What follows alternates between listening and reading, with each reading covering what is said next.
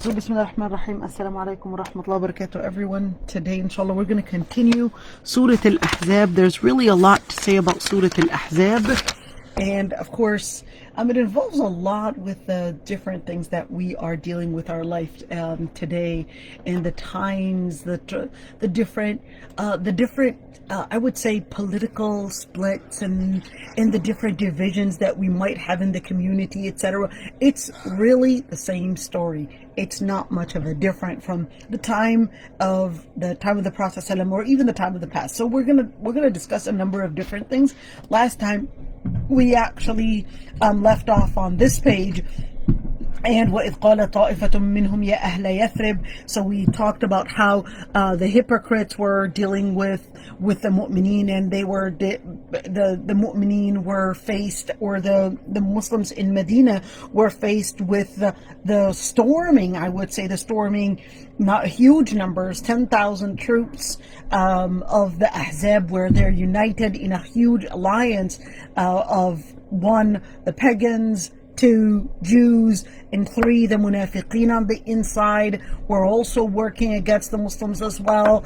And you had some other ones that were pretty much not necessarily firm in what stance they were taking, but their words were really supporting the groups against the Muslims as well. And this is really important to mention, is that in the time of, when during their time, it was really the numbers that were really reflecting power, and really reflecting the majority, and was pretty much reflecting the prevalent and the predominant idea. And that was actually the case even during the time of the Prophet ﷺ, and where the Muslims were really a small minority and the predominant numbers were really against the Muslims. So you had a huge large army, and that was the army of the huge alliance from the pagans and the Jews from Ghatafan, and that were really trying to find any way to bring a total end to the Muslim presence. And you guys, this is really the same thing that is happening during our time, in where there's this. The Muslims, and at least those that are holding on to the word of Allah subhanahu wa ta'ala, those are that are sticking to the principles of Allah subhanahu wa ta'ala, and you have the large majority, the non-Muslim majority is really the predominant number, and then you would have all these different alliances, today, whether it's Israel or whether it's those political groups, and then at the same time you would have the Arab / Muslim, or at least by their name is Muhammad, their name is Ahmad, their name, etc. But the reality is they're actually working against the word of Allah subhanahu wa ta'ala. The reality is they're working against Islam. The reality is they're putting on this image of diplomacy.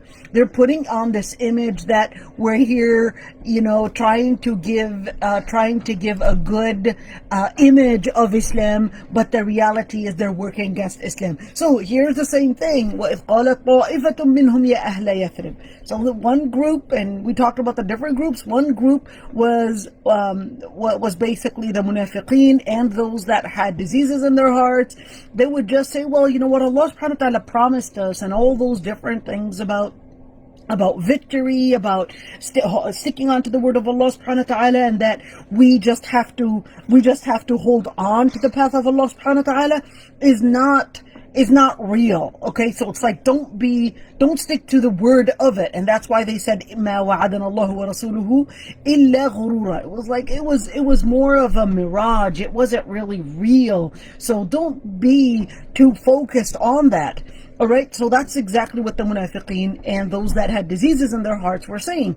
They were really trying to give a different discourse. They were trying to put a different discourse, and the word ghurura is telling you that they were trying to give the impression, that it wasn't that it wasn't real, that the words of Allah subhanahu wa ta'ala weren't necessarily real, and that they were more of an emotional type of a discourse. It was more of an emotional rhetoric and not more than that. And this is exactly the times that we're living in where, changing the word of Allah subhanahu wa ta'ala and trying to stick on to the emotions and trying to talk about a narrative than actually sticking to the literal word of Allah subhanahu wa ta'ala and what the principles of Allah subhanahu wa ta'ala are really saying.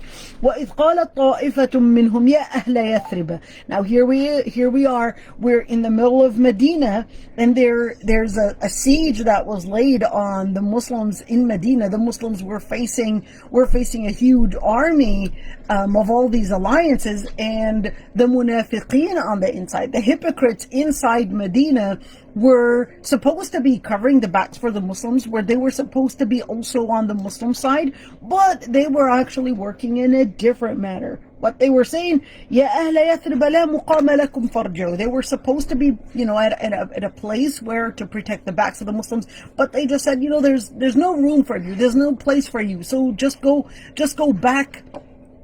Just go back and go back, and there's no room for you. In other words, there's no way that you can win this. There's no way that you can be successful in this. لا مقام لكم. There's no room. And here, لا مقام, we explained that one before, and we said maqam or muqam, two different qira'at. ويستأذن فريق منهم النبي يقولون إن بيوتنا عورة. Here's another group that would just say, well, you know what, there's no way that we can win this. Therefore, a group would say, our homes, they're really weak. The situation, the political situation, or the Muslim community, etc., they're not strong enough to face this attack. So they would say, Inna buyutana awra. They said, our homes are really weak to face this attack. And Allah subhanahu wa ta'ala is saying, وَمَا هِيَ بِعَوْرَةٍ. It's not an issue of they're not formidable enough, or it's not an issue that they're not strong enough. But إِذْ يُرِيدُونَ إِلَّا فِرَارًا. The issue is, the reality is, they just wanted to stay away. They just wanted to run away from facing this army that was attacking the Muslims. And this is actually the common thing, in where there would be a lot even within the Muslim community, and they would be acting like the munafiqeen even within the Muslim community, that would say, you can't just stick to that principle. You just have to give in, and you have to adopt other cultures. You have to adopt other ways of life, because if you would actually hold on to Islam in that way, you're just going to end. This is going to be bigger than you. This is going to be a lot more, what is the word? A lot stronger than you. This is the coming civilization, and then making you feel that, if I don't change Islam to adapt to the new civilization, to the new philosophy, to the new understanding of life, and to the new understanding of the world, then therefore I'm probably going to melt. I'm probably going to end. This is probably going to end Islam. This is probably going to end my identity. So therefore I have to adapt. And what they mean by adapt is really to change what the principles of Allah subhanahu wa ta'ala are saying, by giving a new interpretation. And here, وَلَوْ دُخِلَتْ عَلَيْهِمْ مِنْ أَخْطَارِهَا. And وَلَوْ دُخِلَتْ عَلَيْهِمْ. And here Allah subhanahu wa ta'ala is talking about that if Medina, the Ahzab, those political alliances, those military alliances, the Ahzab, if they were to come into Medina. So here it was saying, hypothetically speaking, this is walau, it's basically putting a hypothetical situation, a hypothetical circumstance, because they were saying, well, our homes are not formidable enough, our homes are not strong enough to face all those military attacks. So here the ayah is saying, hypothetically speaking, if it was actually the opposite, and the munafiqeen were asked to actually su'ilul fitna, were asked to put the fitna, in other words, to let the Muslims get out of Islam, لَأَتَوْهَا, they would have actually done that. They would have actually done that. They would have actually not talked about their homes not being strong enough. They wouldn't have hesitated. وَمَا تَلَبَّثُوا بِهَا إِلَّا يَسِيرًا, and they would have not stayed in Medina except for just a short while. Why? Because they did not necessarily want to be with the Muslim community. They actually wanted to support the predominant. And this is really important. They wanted to support the predominant group. They wanted to support the victorious group, or so what it seemed at the time.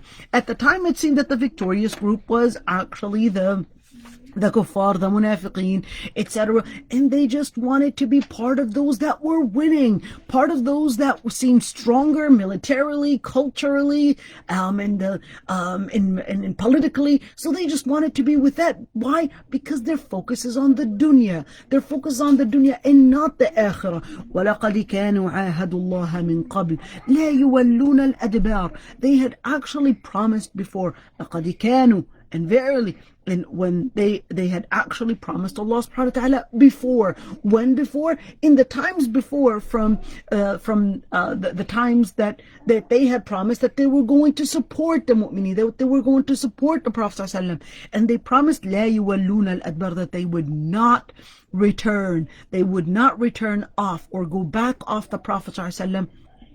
And this is really important. Now, when we look at this ayah, كَانُوا عَاهَدُوا اللَّهَ مِنْ قَبْلِ كَانُوا عَاهَدُوا اللَّهَ مِنْ قَبْلِ, that they promised Allah subhanahu wa ta'ala. In other words, they actually had a connection. And that connection was, they were concerned about, well, we had a promise, we're people of values, we're people of principle. This is their claim. All right? So they made that claim that they're people of values, principles, etc. And here Allah subhanahu wa ta'ala said, well, they had actually made a promise to Allah subhanahu wa ta'ala. They had entered the deen of Islam. They had promised the Prophet ﷺ when he entered Medina that they would support the Prophet ﷺ and they would protect Islam just as they would protect their own children, their own selves, their own families, their own wives, etc. Well, if they were really people of principle, why did they not act upon the word that they had promised Allah subhanahu wa ta'ala before? وَكَانَ عَهْدُ اللَّهِ مَسْئُولًا, and the word of Allah subhanahu wa ta'ala and the promise that was made to Allah subhanahu wa ta'ala is going to be held, that they're going to be held accountable for it. And this is really important. You see, very similar to the times of today, in where under the name of value, principle, commitment, all these different words, you're seeing that it's used at different times and different intervals to mean different things, and each one is actually used in a way where it is interpreted in different ways.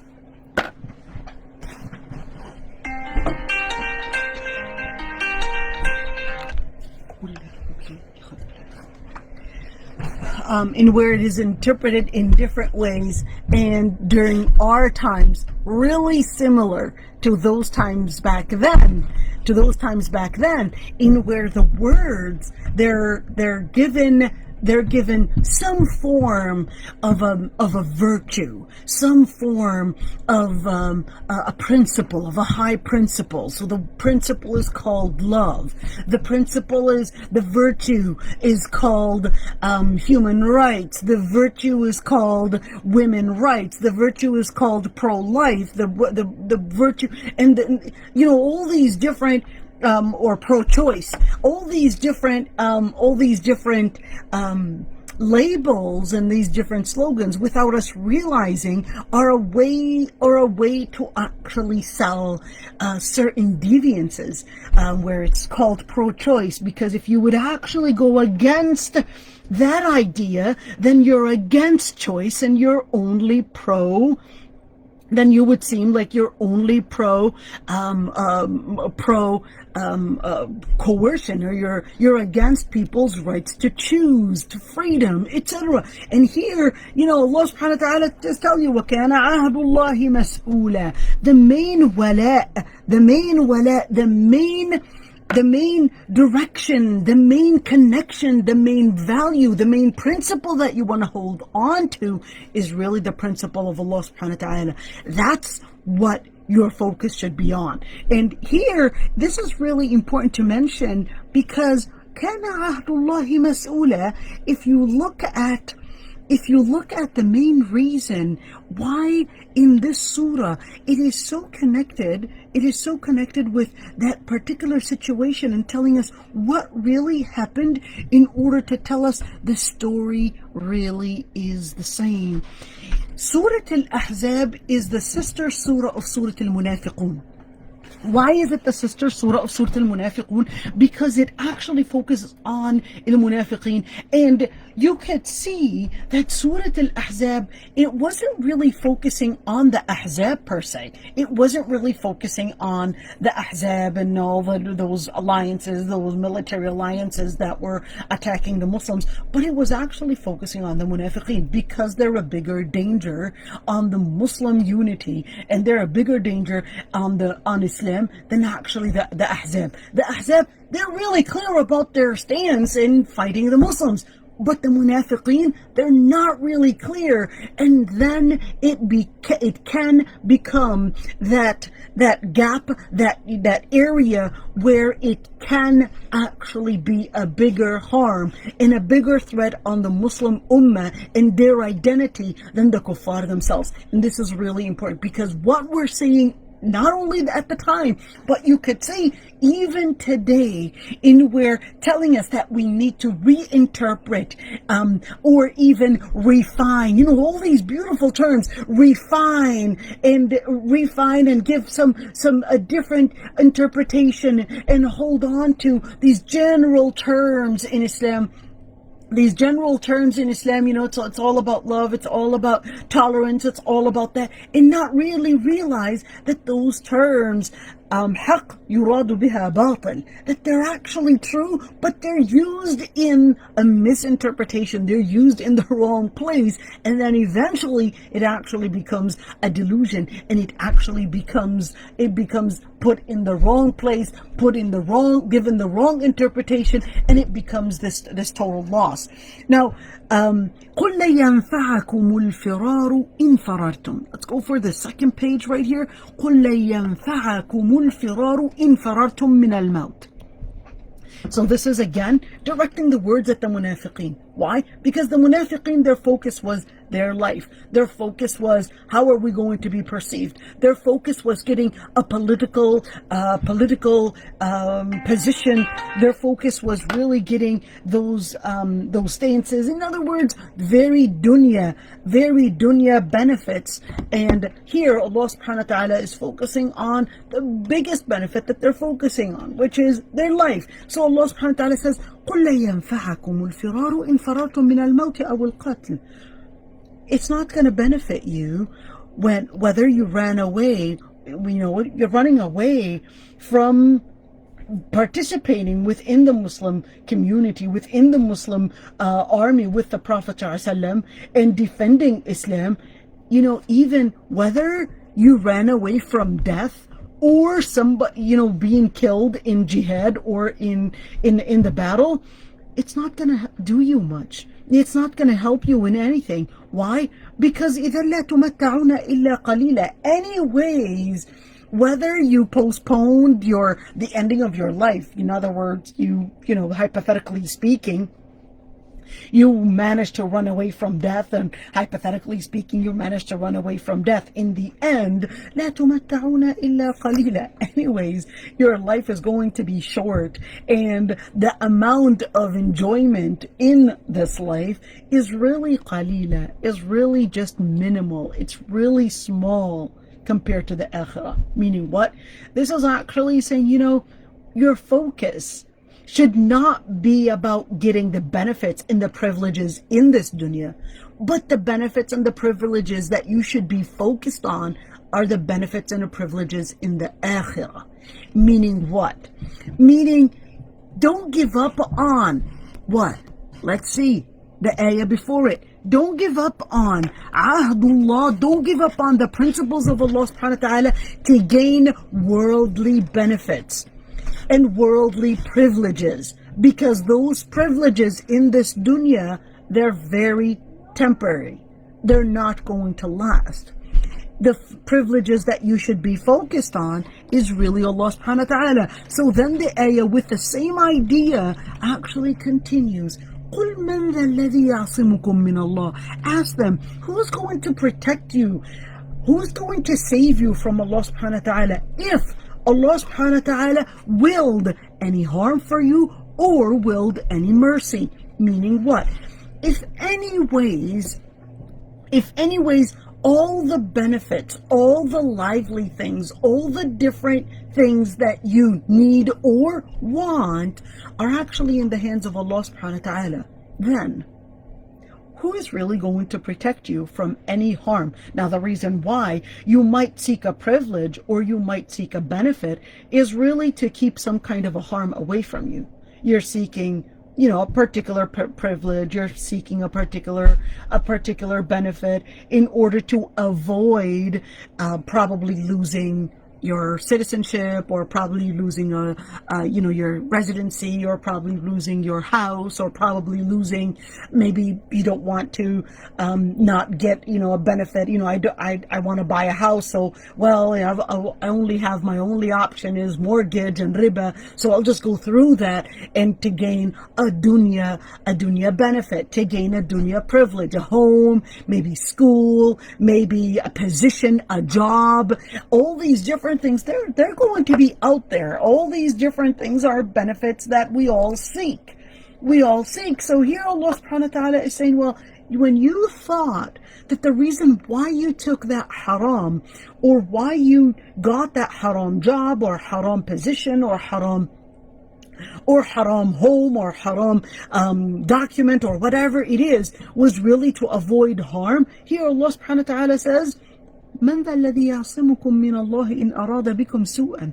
Who really is going to protect you from any from the harm if Allah subhanahu wa ta'ala willed it for you, or even the mercy? In other words, احفظ الله يحفظك, احفظ الله تجده تجاهك.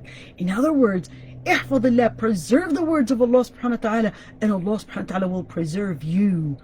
احفظ الله تجده تجاهك, preserve and stick to the principles of Allah subhanahu wa ta'ala, and Allah subhanahu wa ta'ala will be there whenever you need Allah subhanahu wa ta'ala. And that should be the main point, the main center that you want to focus on in order to gain the true the true privilege, which is the privilege of لا يجدون لهم من دون الله وليا ولا نصيرا, because they will not get outside of Allah subhanahu wa ta'ala, they will find if they did not find in Allah subhanahu wa ta'ala a wali or a nasir, well, they're not going to find any other privilege anywhere else. Even if they did find a certain privilege, it's definitely temporary. So here, وَلَا يَجِدُونَ لَهُمْ, and they will not find to them outside of Allah subhanahu wa ta'ala وَلِيًّا وَلَا نَصِيرًا. What is al-wali? Al-wali is more of that authority, the authority, and al-wali is also, al-wali can be authorities, al-wali is also a place of comfort, a place of security, all right? And nasira is a place of success, a place of support. Now, why these two? So the reason why is that, as human beings, we're always seeking a place to give us that support, and we're seeking a place to give us that direction, that benefit, that area where we could depend on. So here Allah subhanahu wa ta'ala is again putting that emphasis that the privilege and the best privilege is really to be hooked on Allah subhanahu wa ta'ala, because even if we read the ayah and interpret it in a different way, is that the only one that you will get privilege of walaya, authority, and the privilege of support is really Allah subhanahu wa ta'ala. You can seek all the different areas, and all those different areas that you fear in the end is that your focus should be on Allah subhanahu wa ta'ala, because all the other things will definitely be limited in their power, and 2, limited in their resources, and 3, limited in their authority and how much they can harm you or even benefit you. Which is why in the hadith Abdullah ibn Abbas, when the Prophet ﷺ actually said, وَلَوْ اجْتَمَعُوا عَلَىٰ أَن يَنْفَعُوكَ بِشَيْءٍ لَمْ يَنْفَعُوكَ إِلَّا بِشَيْءٍ قَدْ كَتَبَهُ اللَّهُ لَكَ. That even if they all combined, if all the people united, all the ins and all the jinn, they all united in order to benefit you with anything, they won't benefit you unless Allah subhanahu wa ta'ala had actually willed it for you. In other words, Allah subhanahu wa ta'ala had decreed it for you. And they won't be able to, even if they unite, they won't be able to harm you unless Allah subhanahu wa ta'ala had willed it to actually happen.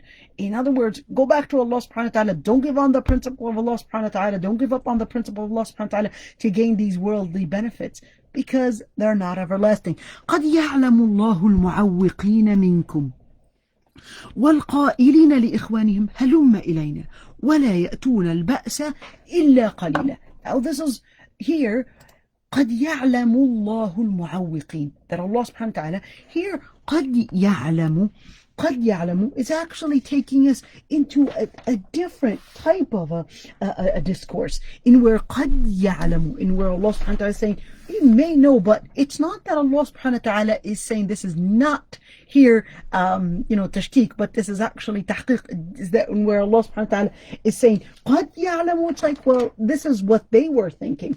The munafiqeen were saying, well, we're not really sure if he really knows what we're doing. We're not really sure, but, all right, whatever. But here Allah subhanahu wa ta'ala, قَدْ يَعْلَمُ الْمُعَوِّقِينَ. But here the qad, it can actually come in Lugha Arabiya, قد, to mean verily, which is very similar to قد نرى تقلب وجهك في السماء قد يعلم ما أنتم عليه. So we do see that in Lugha Arabiya, that sometimes even when it's a present tense that is after the word قد, it can also mean verily. So here Allah قد يعلم المعوقين منكم, that Allah subhanahu wa ta'ala knows المعوقين. What are المعوقين? Now المعوقين, the word معوق, now here's it comes from the root aqa.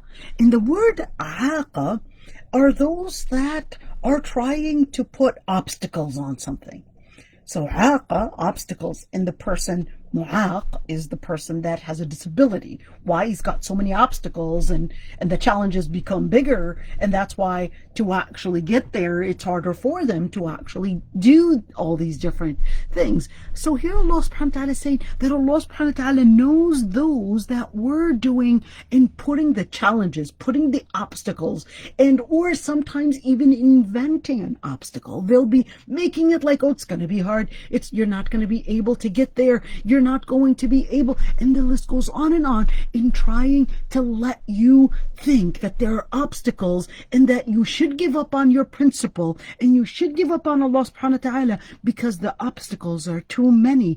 And if you stick on to the principles of Allah subhanahu wa ta'ala, you might actually lose all those privileges. Now here, قَدْ يَعْلَمُ اللَّهُ الْمُعَوِّقِينَ, the word al-mu'awwiqeen, and in Lugha Arabiya, when you see that shadda on there, this is the shadda on there, that actually means that they were making and inventing all these different obstacles, even if they weren't really there, but they were putting these obstacles in your heart. They were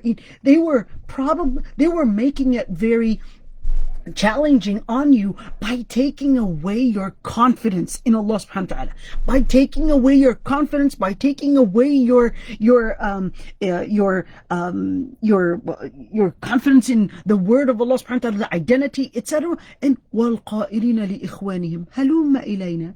So what now here, قَدْ يَعْلَمُ الْمُعَوِّقِينَ مِنْكُمْ, it could be two things. يعلم المعوقين. Who are these المعوقين? Who are these that were putting these obstacles in our faces, in our life, and making us feel like there's no way that we can get any type of success unless we give in and unless we give up on the principles of Allah subhanahu wa ta'ala. Two, so it could be that mu'awwiqeen is actually talking about those that Allah subhanahu wa ta'ala was talking about, the munafiqeen, and how they were saying,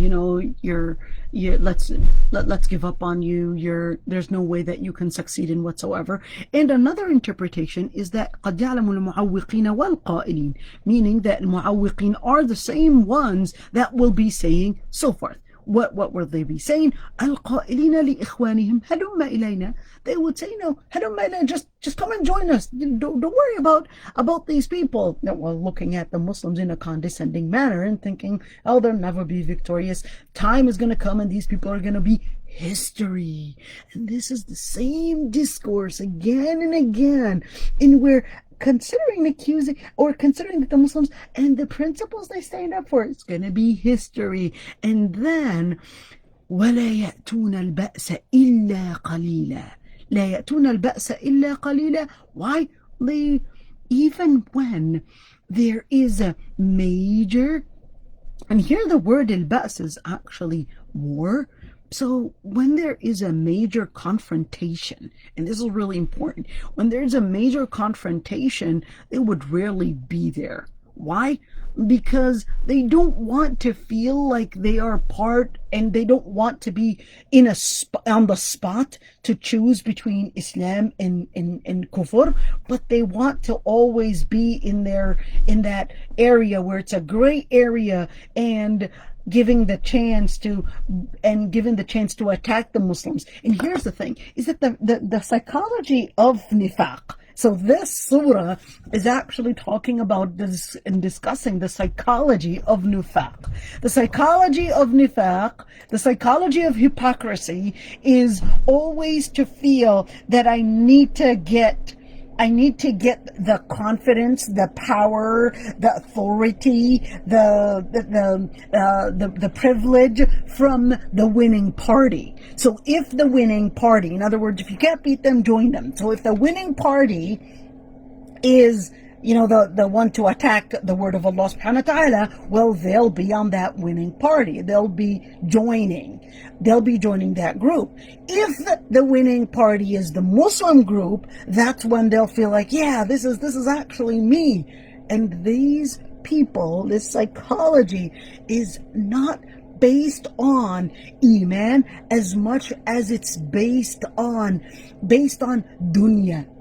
Because when it's based on dunya, when it's based on this life, when it's based on the privileges in this life, that's when you will go for whatever gives you the privilege, which is, well, if the privilege means that I would join the kuffar and the munafiqeen and those that fight Islam, well, at least I get some privilege. So I'll just join them for now.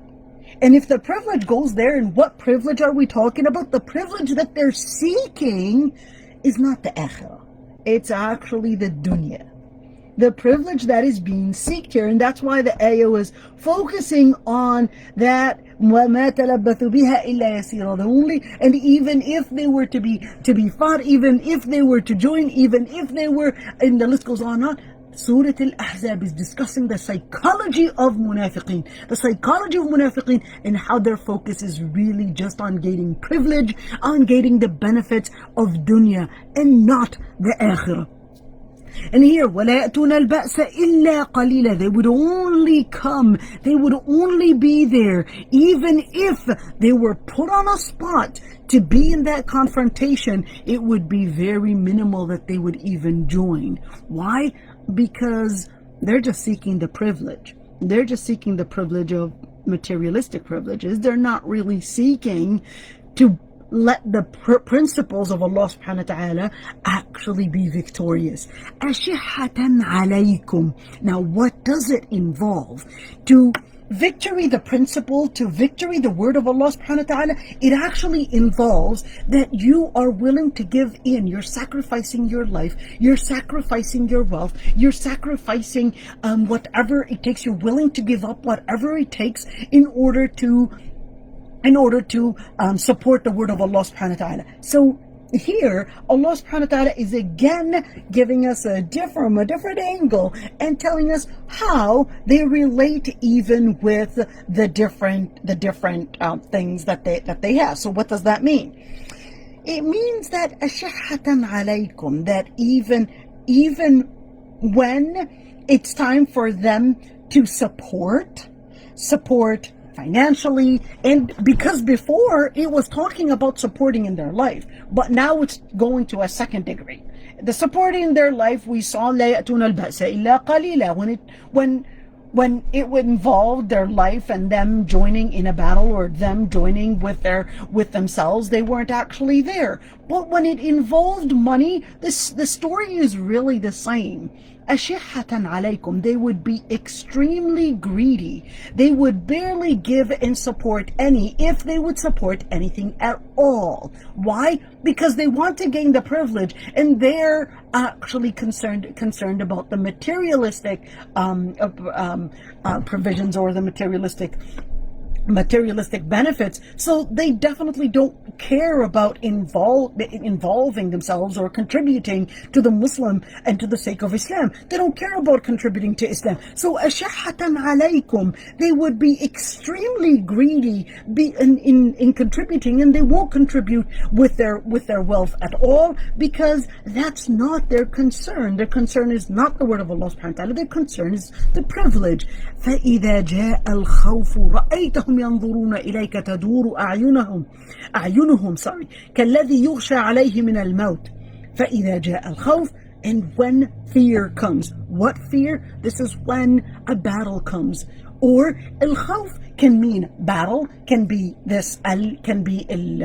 al-ahdiyya, can mean fear meaning battle, and can also be al-istighraqiyya, in where it's talking about the different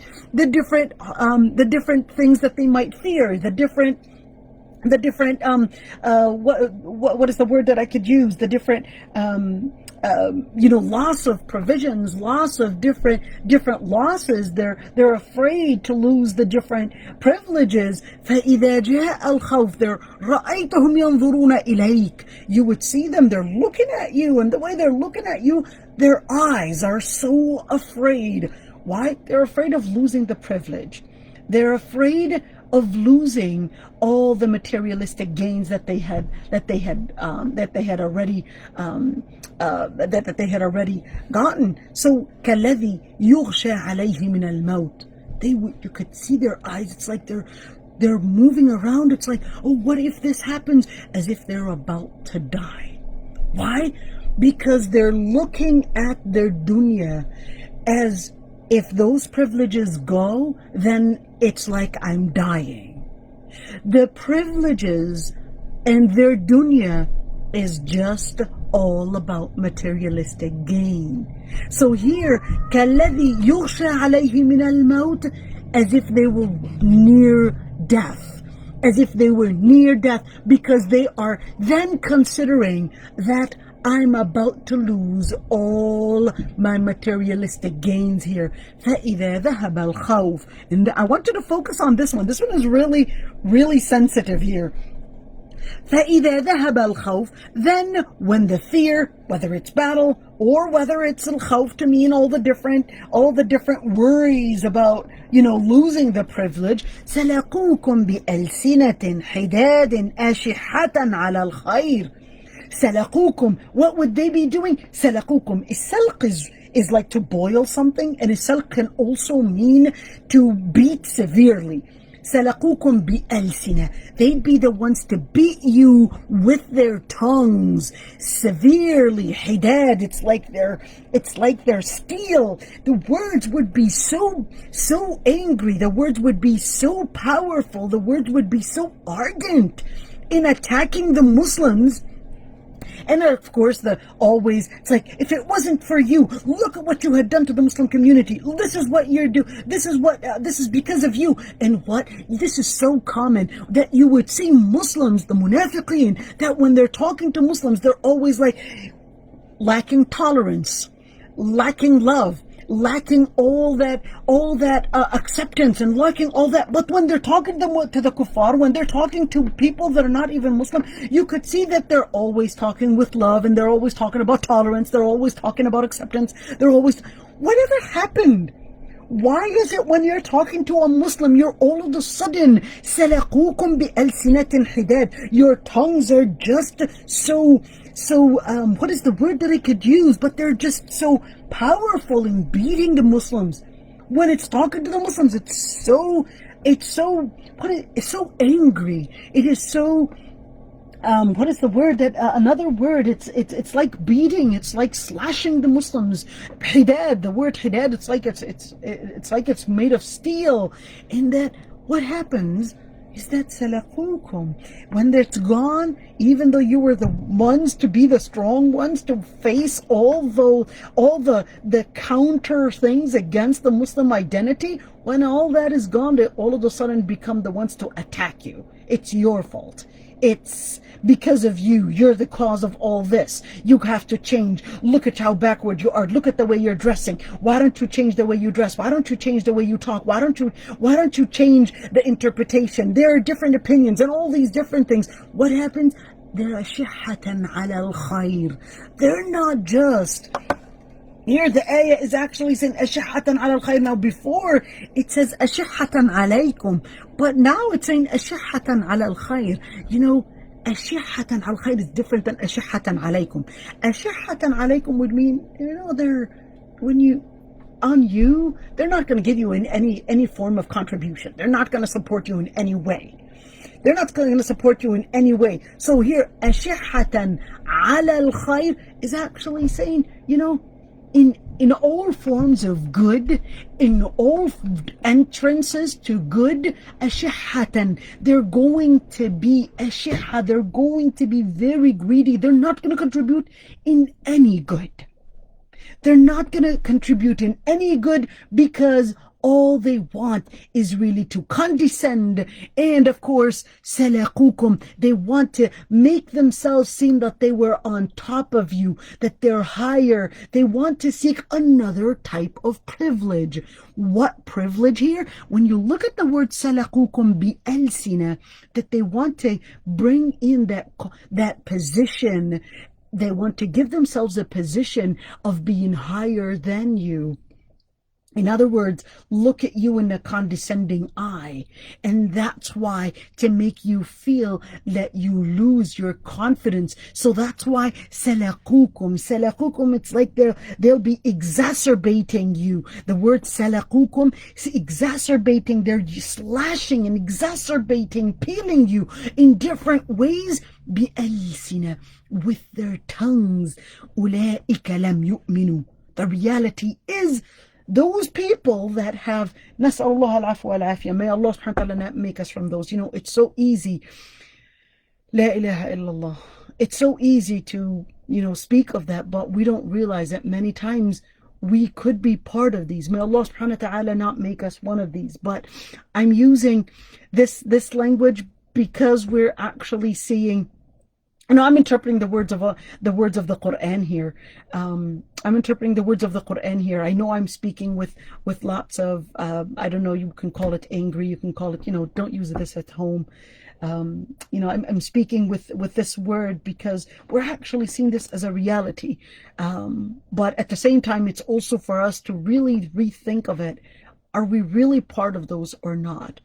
Are we engaged in that nifaq or not? Are we engaged in this type of hypocrisy or not? So I'm just trying to voice the words of the Quran and how it talks about the hypocrites and etc. But Allah subhanahu wa ta'ala says, أُولَئِكَ لَمْ يُؤْمِنُوا. Those people, they really didn't believe. They really didn't believe in the words of Allah subhanahu wa ta'ala. Why? Because one, they didn't have al-wala' wal-bara'. They didn't have al-wala' for Allah subhanahu wa ta'ala. And al-wala' is like the authority, to consider that Allah subhanahu wa ta'ala's authority is on top of us. And al-bara', that you are not part of kufr, you're not part of disbelief, or you're not part of all those different delusions out there. And this is al-bara, that no, I'm not part of this. At the age of relativism and or relativity, the age of relativity, you could see it's always trying to give an image, in this image of acceptance and tolerance, but the reality of it, it's actually not the case when it comes to discussing the principles of Allah subhanahu wa ta'ala. It's actually very ardent. It's very attacking when it comes to speaking of the principles of Allah subhanahu wa ta'ala. And that's the nifaq that we're living at the time of today. When it comes to the word of Allah subhanahu wa ta'ala, when it comes to the lessons and the principles of Allah subhanahu wa ta'ala, they'd be there to attack. And all of a sudden, all those lessons and all the rhetoric that was used on tolerance and how one should be accepting and how one should be loving and all of that, all of a sudden diminishes and is not heard when it deals with Muslims. فَأَحْبَطَ أُولَٰئِكَ لَمْ يُؤْمِنُوا. And Allah subhanahu wa ta'ala says, those people, they didn't really believe. They're not even part of the mu'mineen. And this is really similar when Allah subhanahu wa ta'ala actually talks about the mu'mineen, that alif lam mim ذَلِكَ الْكِتَابُ لَا رَيْبَ فِيهِ, and then it would speak about the mu'mineen. And what about the mu'mineen? When it talks about the mu'mineen, أُولَٰئِكَ عَلَى هُدًى مِّن رَبِّهِمْ وَأُولَٰئِكَ هُمُ الْمُفْلِحُونَ. In contrast to أُولَٰئِكَ لَمْ يُؤْمِنُوا, Allah subhanahu wa ta'ala in Surah Al-Baqarah says, أُولَٰئِكَ عَلَىٰ هُدًى مِّن رَبِّهِمْ. The believers, they're actually on a guidance from Allah subhanahu wa ta'ala.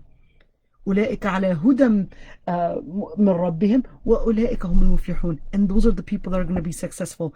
In contrast to that, Allah subhanahu wa ta'ala is saying, for the munafiqeen, فَأَحْبَطَ اللَّهُ أَعْمَالَهُم. That Allah subhanahu wa ta'ala أحبط, that their actions, even the good that they had probably done, is now going to be rejected. It's going to be denounced. It's going to be turned away. Because when we're looking about good, and when we're looking about good actions, there are major things that are going to be more considerable. It's kind of like this. You can see somebody probably, I don't know, they're probably picking up garbage off the street. But when they go home, they're beating their parents.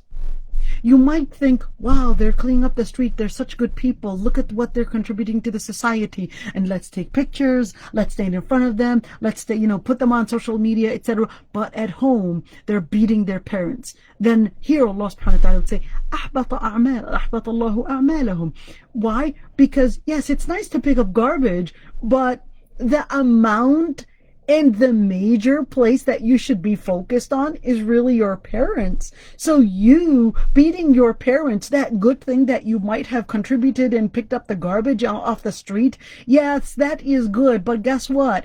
The sin of beating your parents, as an example, is going to overcome the amount of good that you had contributed, and it's like it's not going to be there. So what happens? أَحْبَطَ اللَّهُ أَعْمَالَهُم. All the good things are just going to fly away like they didn't even exist. Here's a question somebody's saying. Do you mean that hypocrites are more aggressive on and with Muslims on their mistakes, but with non-Muslim mistakes they are more kind and understanding? Absolutely. Absolutely. When it comes to Muslims, they'll be having all these the tongues of fire, the tongues of whipping tools on Muslims in order to appear that they are actually people of principle, that they're actually people of tolerance, etc., and against evil, against those that threaten principle. يحسبون الأحزاب لم يذهبوا. Then the munafiqeen, يحسبون الأحزاب لم يذهبوا. They thought that the political and military alliances that were, putting a siege on Medina, they thought that they had not left yet.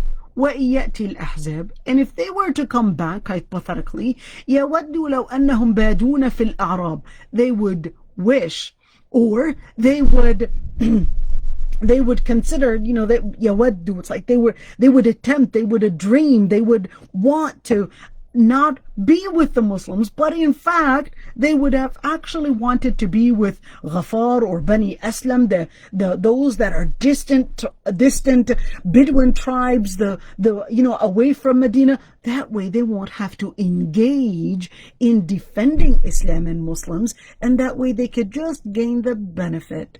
When the war is over, when everything is over, the confrontation is over, they just want the gain. They just want the privilege. They don't want to be there as part of those that will contribute to the word, for the word of Allah subhanahu wa ta'ala. And here, يَسْأَلُونَ عَنْ أَنْبَائِكُمْ. What do they want? They just want to be far distant. And if you do seek, or if you do get and happen to be victorious, they'll be the ones to want to get the booty, get the privilege, and be the ones to gain the materialistic gain after that. يَسْأَلُونَ عَنْ أَنْبَائِكُمْ. They just want to be distant, and they'll be asking about your information from far. So what happened? Is there any room for me to gain some gain, to, get some privilege? وَلَوْ كَانُوا فِيكُمْ مَا قَاتَلُوا إِلَّا قَلِيلًا. And, Ya Allah, this one is really important too. وَلَوْ كَانُوا فِيكُمْ. And if they were part of you, if they were amongst you, مَا قَاتَلُوا إِلَّا قَلِيلًا. They would only fight. First of all, they won't fight. And even if they were confronted, with, in an extreme case, مَا قَاتَلُوا إِلَّا قَلِيلًا. They would only fight, barely. Just a little fight, probably trying to keep distance as much as they can. This is really similar to the ayah in Surah At-Tawbah, where Allah subhanahu wa ta'ala actually says that Allah subhanahu wa ta'ala had كره الله بعاثهم فثبطهم وقيل اقعدوا مع القاعدين. That Allah subhanahu wa ta'ala did not want the munafiqeen to join the Muslim army, so He made them feel lazy. وقيل اقعدوا مع القاعدين. And they were told, stay with those that didn't go. Why? Because Allah subhanahu wa ta'ala in the other ayah says that if they were to go out with you, they would مَا زَادُوكُمْ إِلَّا خَبَالًا. If they were to be a part of your group, if they were to be amongst you, مَا زَادُوكُمْ إِلَّا خَبَالًا. They would only enhance disunity, and they would only enhance the lack of, they would only enhance lack of confidence or lack of power or lack of support. That's all they would be there to do. Even if they're amongst you, they won't be the ones to give you support. So Allah, Ya Allah, this one's really scary, because Ya Allah, I'm really, whenever I think of this, it's so scary, because without us realizing, many times we can really be part of those groups where Allah subhanahu wa ta'ala actually thabbatahum, where Allah subhanahu wa ta'ala did not want them to wake up for their qiyam, did not want them to be there for their salah, did not want them to be there for the dhikr, did not want them to be there for the activities, for da'wah activities, did not want them to join, because their presence is going to enhance the dispowerment. It's going to enhance the weakness, their weakness, and we all have our weakness. And this is really scary. Are we really prevented from going without us realizing, because Allah subhanahu wa ta'ala doesn't want us to be part of those good groups, those pious groups, because we just didn't live up to reach that level? Did we just not happen to make that level to be part of those people? You would know that they're mu'mineen, and that Allah subhanahu wa ta'ala, it's like, how they were joined together, and Allah subhanahu wa ta'ala, it's like, did not give you that power. Why? Well, that's because في قلوبهم مرض فزادهم الله مرضا. Their hearts, they had diseases in their hearts, and Allah subhanahu wa ta'ala just let by default that disease is going to spread. If you didn't fight off the disease is going to spread in your body. And that's the same thing. If you don't put the commitment, if you don't put that power for you to work on fighting off the disease of hypocrisy, the disease of the different surroundings that are taking away your iman. Well, that is فَزَادَهُمُ اللَّهُ مَرَضًا. فَزَادَهُمُ اللَّهُ مَرَضًا. It's not that Allah subhanahu wa ta'ala got them even, what is the word? Like, it's not that Allah subhanahu wa ta'ala got them further in their disease, but it's that the sunnah in the kawn, it's that pattern that Allah subhanahu wa ta'ala had created in this world. The pattern is, if you don't fight off the disease is going to take over. If you don't fight off the disease is going to take over, and that's the same thing. How do I fight off the disease? Well, you fight off the disease by actually taking here ما زادهم إلا إيمانا وتسليما, by taking the words of Allah subhanahu wa ta'ala, by submitting to Allah subhanahu wa ta'ala. That's how you'll fight off the different diseases that might take over your heart. You have to take in that initiative, and that's why Allah subhanahu wa ta'ala says, وَالَّذِينَ جَاهَدُوا فِينَا لَنَهْدِيَنَّهُمْ سُبُلَنَا. Those that do the jihad for Allah subhanahu wa ta'ala's sake, those that jahadu fina is like they strive for the sake of Allah subhanahu wa ta'ala. لَنَهْدِيَنَّهُمْ سُبُلَنَا, that Allah subhanahu wa ta'ala would guide them to the different paths of Allah subhanahu wa ta'ala. In other words, you have to take the initiative if you want to fight off that disease in the heart without you realizing. It can overcome that person. In here, وَلَوْ كَانُوا فِيكُمْ مَا قَاتَلُوا إِلَّا قَلِيلًا, they would only be there to support, minimal support. لَقَدْ كَانَ لَكُمْ فِي رَسُولِ اللَّهِ أُسْوَةٌ حَسَنَةٌ. In the Prophet ﷺ, when Allah subhanahu wa ta'ala talked about all the munafiqeen and how their psychology works and what their focus is on, what is their purpose? Their purpose is dunya. What tactics will they use? Well, they will use the tactic of condescending Muslims, attacking Muslims, and seeking the privilege only and being there for the privilege. And what are some of the things that you might find in them? Well, in Surah Al-Munafiqun, it will actually say that يَقُولُوا تَسْمَعْ لِقَوْلِهِمْ, when you hear them, the words, when they talk, they're very eloquent in their words, and تعجبك أجسامهم وإن يقولوا تسمع لقولهم. They may look very pretty, they may look very handsome, they may look very attractive, and when they speak, their words are very filled with eloquence. It can be the case, and this can be very deceiving. It's not about how they appear, it's not about the appearance, it's about what their qalb carries, what their heart carries, and what their actions speak.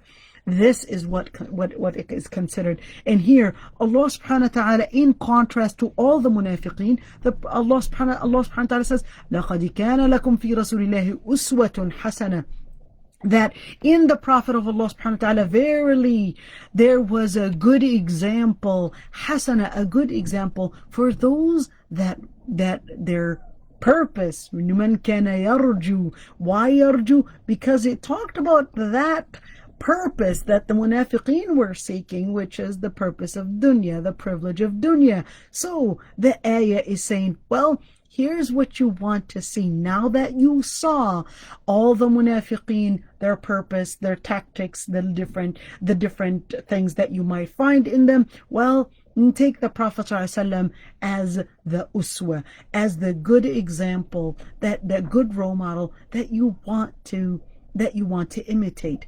And why? Because لمن كان يرجو الله واليوم الآخر, for those that their main goal, their main purpose, their main focus is really Allah Almighty and اليوم الآخر. I want you to look at the word Allah and اليوم الآخر.